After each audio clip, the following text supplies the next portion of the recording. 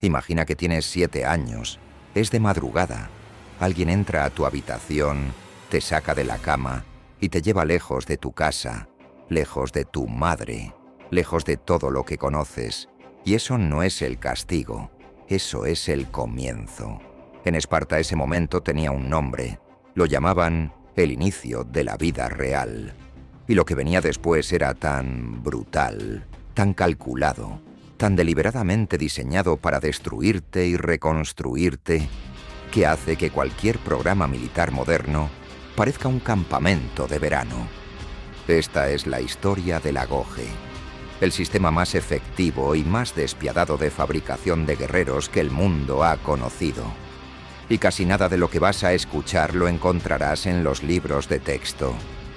Cuando la mayoría de la gente piensa en Esparta, piensa en los 300, piensa en escudos, lanzas, abdominales y frases dramáticas al borde de un precipicio. Pero esa imagen es la última página de una historia mucho más larga y mucho más oscura.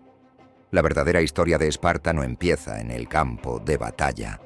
Empieza en una habitación donde un grupo de ancianos examina a un recién nacido y decide si merece vivir.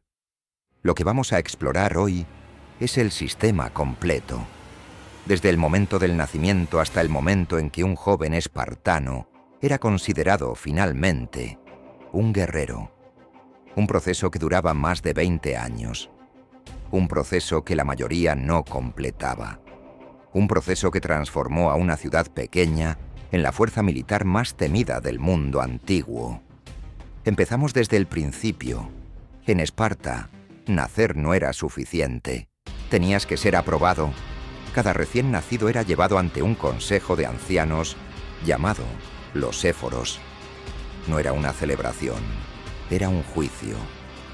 Los ancianos examinaban al bebé. Buscaban signos de debilidad, deformidades. Cualquier indicio de que ese niño no sería capaz de convertirse en lo que Esparta necesitaba. Si el bebé pasaba el examen, vivía. Si no lo pasaba, lo llevaban a un lugar llamado el Apotetae, un barranco, al pie del monte Taigeto, y lo dejaban allí. No hay forma de suavizar esto. Esparta decidía quién merecía existir basándose en su utilidad futura para el Estado. Pero aquí hay algo que casi nadie menciona.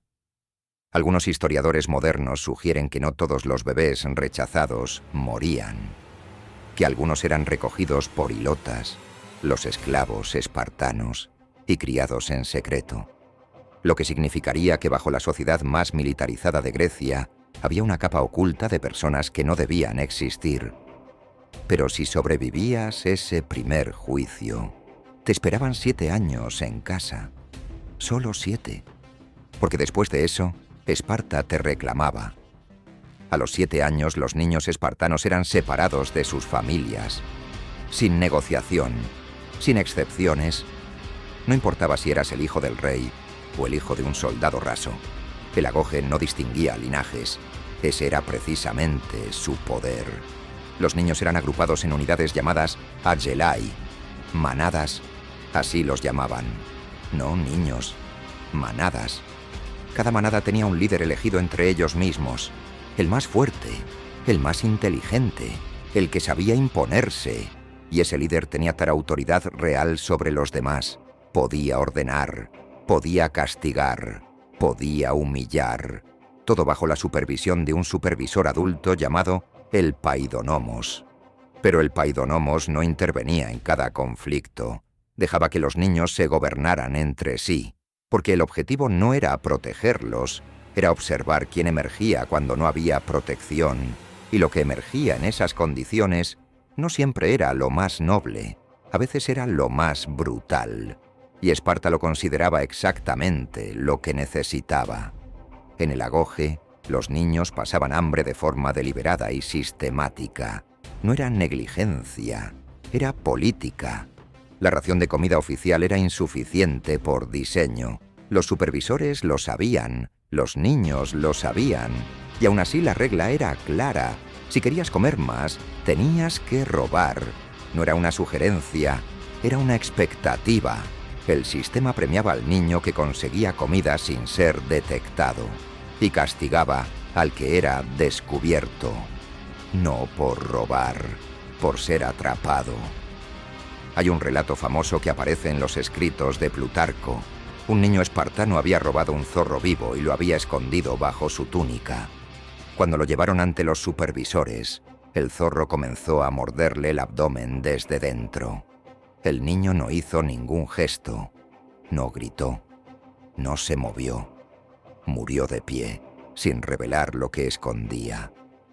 Cuando los supervisores descubrieron lo ocurrido, no lamentaron su muerte. La usaron como ejemplo de lo que debía ser un espartano. La capacidad de sufrir en silencio era considerada más valiosa que la vida misma. Y esto era solo el principio. Los niños del Agoge dormían en el suelo, no en camas, no en colchones. Usaban cañas que ellos mismos cortaban de las orillas del río Eurotas, sin cuchillo, con las manos, y solo podían usar las cañas que fueran capaces de romper con sus propias manos. En invierno, se les permitían añadir cardos a su lecho, porque el pinchazo de los cardos, según los supervisores, generaba un calor corporal adicional. Eso era todo el abrigo que recibían. Una túnica al año, una sola túnica para todas las estaciones. El objetivo no era endurecerlos, era algo más sofisticado que eso. Era enseñarles que el cuerpo puede soportar mucho más de lo que la mente cree posible, y que la diferencia entre un hombre y un guerrero no está en la fuerza, está en la relación que tiene con el sufrimiento. Pero el frío y el hambre no eran las pruebas más difíciles del Agoge. Lo más duro estaba reservado para los adolescentes, y tiene un nombre que muy poca gente conoce. La cripteia es el secreto más oscuro de Esparta, y también el más revelador. Cuando los jóvenes espartanos llegaban a cierta edad, alrededor de los 18 años, los más prometedores eran seleccionados para una misión especial. Se les quitaba todo: ropa, comida, armas convencionales. Solo recibían un cuchillo y eran enviados al campo durante un año. Su misión era sobrevivir. Pero había una segunda parte de esa misión que los historiadores tardaron mucho en admitir abiertamente. Se esperaba de ellos que mataran hilotas. Los hilotas eran la clase esclava de Esparta, la que cultivaba los campos, la que producía los alimentos, la que mantenía la economía funcionando mientras los espartanos se entrenaban. Y los hilotas superaban en número a los espartanos en una proporción que algunos historiadores estiman en 7 a 1. Eso los hacía potencialmente peligrosos. La cripteia era, entre otras cosas, un sistema de control del miedo. Los jóvenes espartanos actuaban de noche. Eliminaban a los hilotas que mostraban señales de liderazgo o rebeldía y volvían al amanecer, sin registro, sin juicio, sin consecuencias, porque Esparta declaraba formalmente la guerra a los hilotas una vez al año, precisamente para que cualquier acción contra ellos fuera legal bajo las leyes del Estado.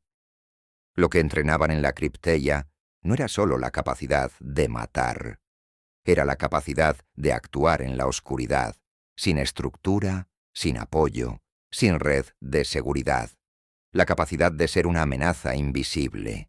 Y los que completaban la cripteia emergían como algo diferente, no solo físicamente, mentalmente, porque habían estado completamente solos durante un año y habían sobrevivido. Eso cambia a un hombre de formas que ningún entrenamiento convencional puede replicar. No todos completaban el Agoge, y los que no lo completaban pagaban un precio que duraba toda la vida. En Esparta existía una categoría de personas llamada los tresantes, los temblorosos. Ese era el nombre oficial para los hombres que habían mostrado cobardía en batalla o que habían abandonado el proceso de entrenamiento. Y ser un tresante en Esparta no era solo una deshonra personal, era una condena social total. No podían ocupar cargos públicos, no podían participar en las asambleas, Las mujeres espartanas podían rechazarlos abiertamente y sin consecuencias. En los espacios públicos, nadie les cedía el sitio. Nadie les hablaba si podía evitarlo. Vivían entre los espartanos pero fuera de la sociedad espartana. Hay un relato documentado sobre un espartano que sobrevivió a la batalla de las Termópilas porque había sido enviado con un mensaje antes del combate final.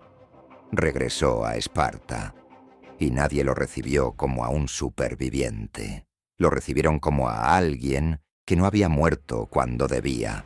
Su nombre era Aristodemo y vivió el resto de su vida cargando con ese peso, hasta que encontró la manera de morir en la siguiente batalla.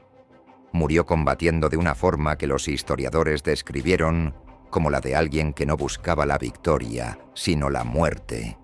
Y solo entonces Esparta lo perdonó. Después de todo esto, después del hambre, el frío, la cripteia, los años de formación continua. Lo que emergía no era simplemente un soldado.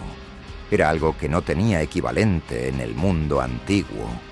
Un hombre para quien el dolor era familiar, para quien la incomodidad era el estado normal de las cosas, para quien la muerte propia era una variable calculada, no una catástrofe. Los espartanos en batalla no gritaban por adrenalina, marchaban en silencio, con música de flauta, porque la disciplina que el Agoge había instalado en ellos era tan profunda que no necesitaban estimularse para combatir. Ya estaban listos, siempre estaban listos. Tucídides, el historiador griego que los observó de cerca, escribió que el campamento espartano no necesitaba muros defensivos, porque los hombres eran los muros. Hoy vivimos en un mundo donde protegemos a los niños de la incomodidad, donde el fracaso se celebra como aprendizaje antes de que el esfuerzo haya ocurrido, donde la adversidad es algo que se evita en lugar de algo que se administra. No estoy diciendo que Esparta tenía razón. Dejar bebés en barrancos no es un modelo a seguir. La cripteia es un crimen bajo cualquier estándar moral moderno. Y el precio humano del Agoge fue inmenso e incalculable. Pero hay algo en la filosofía central del sistema que resulta imposible de ignorar completamente. La idea de que la comodidad no produce capacidad, que el hombre, que nunca ha pasado hambre, no sabe lo que puede soportar, que la mente que nunca ha sido presionada no conoce sus propios límites.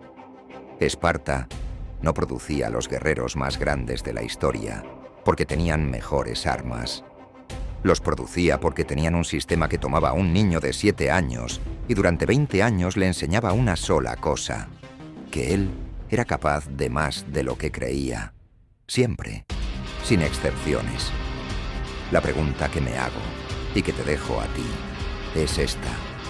En un mundo sin Agoge, sin hambre deliberada, sin frío calculado, sin cripteia, ¿cómo sabe un hombre moderno de lo que es capaz? ¿Cómo encuentra sus límites si nadie ni nada lo empuja hacia ellos? Esparta ya no existe, pero la pregunta que plantearon hace 2500 años sigue sin tener una respuesta fácil, y eso, más que cualquier batalla, más que cualquier escudo o cualquier lanza, es el verdadero legado de los espartanos.